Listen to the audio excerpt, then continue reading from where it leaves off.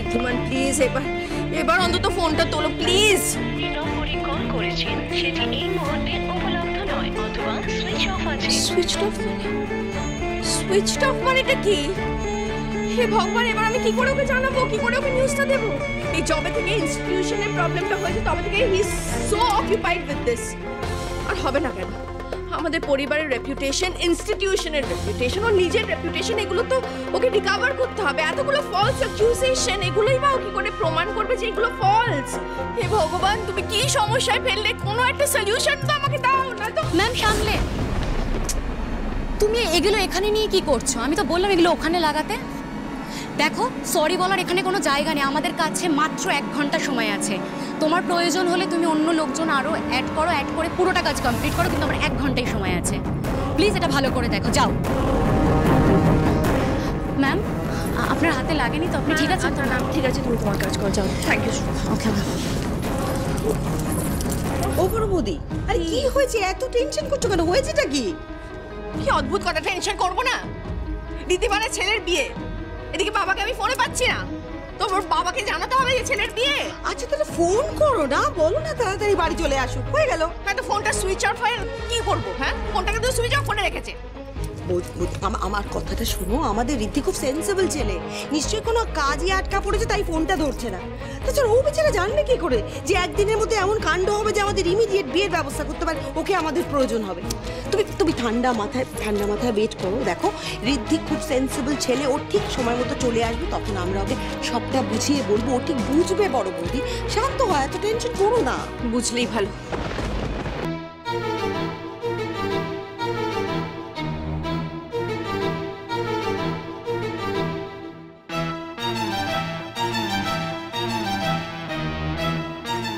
গঙ্গা কোথায়? ওকে তো অনেকক্ষণ দেখতে পাচ্ছি না। এই যে কি হয়েছে, এটা কি এখনো রেডি হওনি কেন? তুমি যাও, রেডি হও। মিমি, তুমি গঙ্গাকে দেখেছো? না, আমি দেখিনি। আর কি হয়েছে, এখনো রেডি হওনি কেন? এক্ষুনি সবাই। আমি রেডি হচ্ছি, কিন্তু কোনো কিন্তু না, আমি কিছু শুনতে চাই না। যাও তাড়াতাড়ি রেডি হও, পরে সব শুনবো আমি। যাও বাবা, যাও না। উফ, থেকে ত্রিধা কতটা রেডি হলো কে জানে। পাগল হয়ে যাবো টেনশনে। আমি আর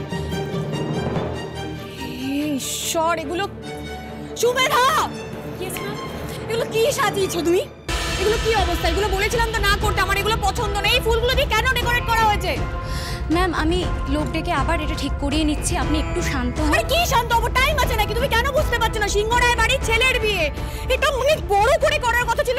কি সব ডেকোরেশন হয়েছে, আমার কিছু পছন্দ হয়নি। দুটি শোনো, আমার কথা শোনো, এদিকে এসো। বলো তো, শোনো, শোনো মা, দেখো এই বিয়েটা নিয়ে আমাদের সবার স্বপ্ন ছিল অনেক। বড় বৌদি ছিল না বলো? কিন্তু এখন আমাদের তো কিচ্ছু করার নেই, তাই না? হ্যাঁ, আমাদের এটা মেনে নিতে হবে মা। মাথা ঠান্ডা করো প্লিজ, মাথা ঠান্ডা করো, মাথা ঠান্ডা প্লিজ। আমরাও কি চেয়েছিলাম দিদি, বা আমি কি চেয়েছিলাম যে ঋদ্ধিমানদের নেক্সট জেনারেশনের একমাত্র বংশধর আমাদের এখন, তার বিয়েটা এরকম তাড়াতাড়ি করে হবে? আমি তো চাইনি সেটা। কিন্তু কি করব বলো, প্রমিত বাবু এমন করে বললেন আমাকে কথাগুলো, আমাকে তো ওনার কথা রাখতেই হলো। যে মানুষটা বিপদে আপদে আমাদের পরিবারের পাশে দাঁড়িয়েছে এতগুলো বছর ধরে, এত বড় একটা ইনস্টিটিউশন, সেটাকেও তো উনি হেল্প করেছেন আমাদের এস্টাবলিশ করার জন্য। তার শেষ হচ্ছেটুকু আমি পূরণ করব না, সেটা কি হয় বলো? হয়?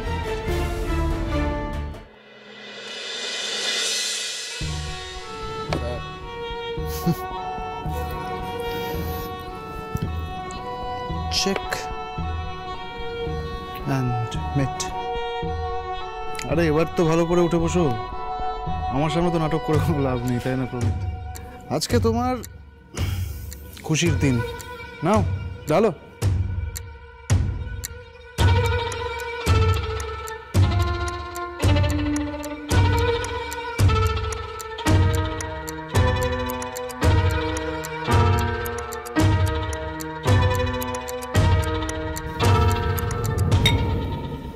Sir, So cheers to your victory. Victory?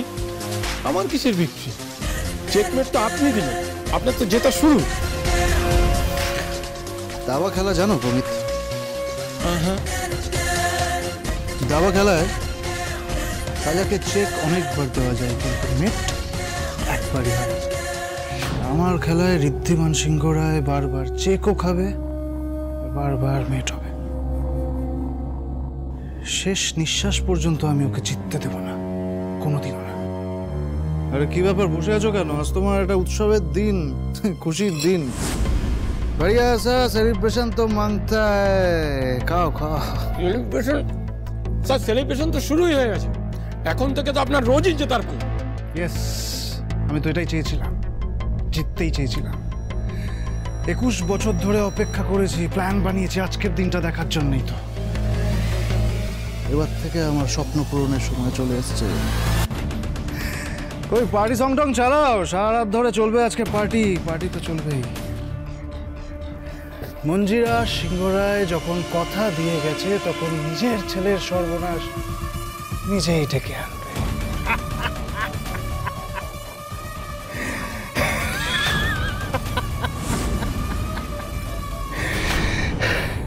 প্রমিত বাবুকে আমি কথা দিতে বাধ্য হয়েছি দুটি, এছাড়া আমার কাছে আর কোনো অপশন ছিল না। বড় মামি, আমি সবটা বুঝতে পারছি, কিন্তু তুমি এটা কেন বুঝতে পারছো না? দিদা দাদু কেউ আজকে বাড়িতে নেই, বোন ঋদ্ধি ওরা জানেও না যে আয়ুষের বিয়ে, ওদের কোনো আইডিয়া নেই। আয়ুষ তো আমাদের একমাত্র ছেলে, তাই না? ওর বিয়ে নিয়ে আমরা কত স্বপ্ন দেখেছিলাম, কত এক্সপেকটেশন ছিল, আর আজকে এটা অদ্ভুতভাবে তাড়াহুড়ো করে কোনো মতে জাস্ট আয়ুষের বিয়ে দিয়ে দিচ্ছি আমরা। আর আজকে মেহেন্দি, এইটুকুও ঋদ্ধি জানে না। আমি বুঝতে পারছি না পুরো বিষয়টা কিভাবে হচ্ছে। ঠিক আছে ঠিক আছে জ্যোতি, শোনো, ঋদ্ধি যদি জানতো এই সিদ্ধান্তটাকে ও সমর্থন করতো। দেখ, আমরা সবাই জানি যে আয়ুষ আর ত্রিধার সম্পর্ক খুব ভালো, ওরা পরস্পরকে পছন্দ করে, ওদের বিয়েটা হবে। হ্যাঁ, এই ডিসিশনটা তো আগেই নেওয়া হয়ে গেছিল, তাই না?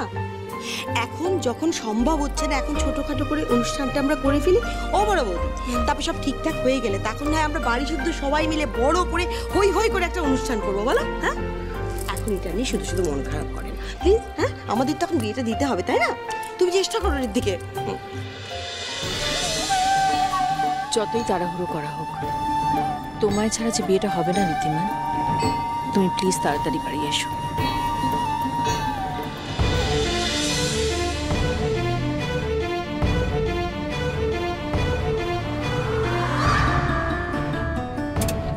আসুন, বাড়িতে ওইদিকে।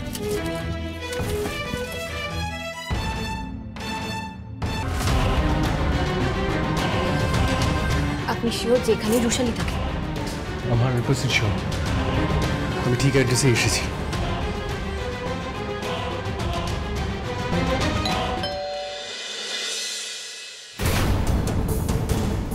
আপনারা কি, কাকে চাই? আমরা আসলে একজনের খোঁজে এখানে এসেছি, রুশালী সেনগুপ্ত। উনি কি এখানে আছেন? রুশালী মানে আগে যারা ছিল তাদের কথা বলছেন তো? আগে যারা ছিল মানে এখন নেই এখানে? 15 বছর আগে এই বাড়িতে নতুন ভাড়াটে এসেছে তো। আগে যারা থাকতো তারা 6 মাস থেকে চলে গেছে। রুশালী বলে মেয়েটি, তার সঙ্গে তো এক ভদ্রলোকও থাকতেন, তারপরে দুজনেই একসঙ্গে এখান থেকে চলে যান। আচ্ছা শুনুন না, বলছি মানে আপনি কি কিছু জানেন, মানে রুশালী এখন কোথায় থাকে? কোনো ঠিকানা দিয়ে গেছে? না, ঠিকানা তো নেই। অনেক ধন্যবাদ আমাদের সবটা জানানোর জন্য।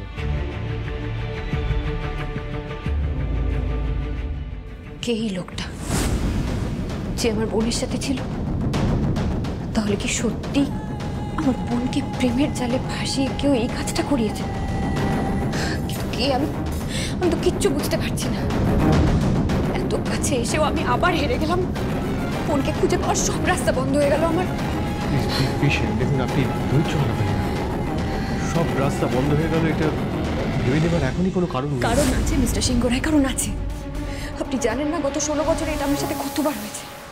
আপনার কোনো ধারণা নেই। আমার বোন এই শহরেই ছিল, অথচ আমি তাকে খুঁজে পাইনি, আর আজও পেলাম না। আমি একটা জিনিস বুঝতে পারছি না যে এই আপনি হঠাৎ বিদেশে চলে গেলেন কেন? মানে এই জমিটা যদি এতই আপনাদের কাছের হয়ে থাকে, কার দায়িত্বে গিয়ে দিয়ে গেছিলেন? আমাদের বাড়ির কেয়ারটেকার ছিল প্রমিত রায় চৌধুরী।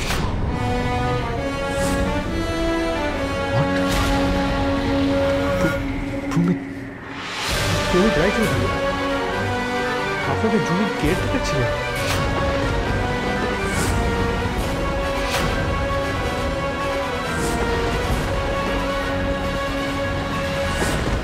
প্রমিতা আমার বাবার জন্য বহু বছর কাজ করে। প্রণববাবু আমাকে অন্য কথা বলেছিলেন। প্রণববাবু বলেছিলেন উনি বম্বেতে থাকেন। সবটা মিথ্যে বলেছিলেন, যার আমি এইসব প্রমাণও করে দিতে পারি। কি করে বলবেন? উনি তো হসপিটালাইজড। কাকতালীয়ভাবে এখনই ওনাকে অসুস্থ হতে হলো। আমার কেন জানি না মনে হচ্ছে সব কিছু এক সূত্রে বাঁধা। আর এই সবটা আমরা জানতে পারবো যখন আমরা প্রমিতার দেশে বাড়ি যাব। দেখুন, আপনি যাবেন কি যাবেন না আমি জানি না। আপনি যদি না যেতে চান আমি একাই যাবো। প্লিজ ছটপট করবেন না, একটু আমার সময় দিন ভাবতে। আমি আসছি।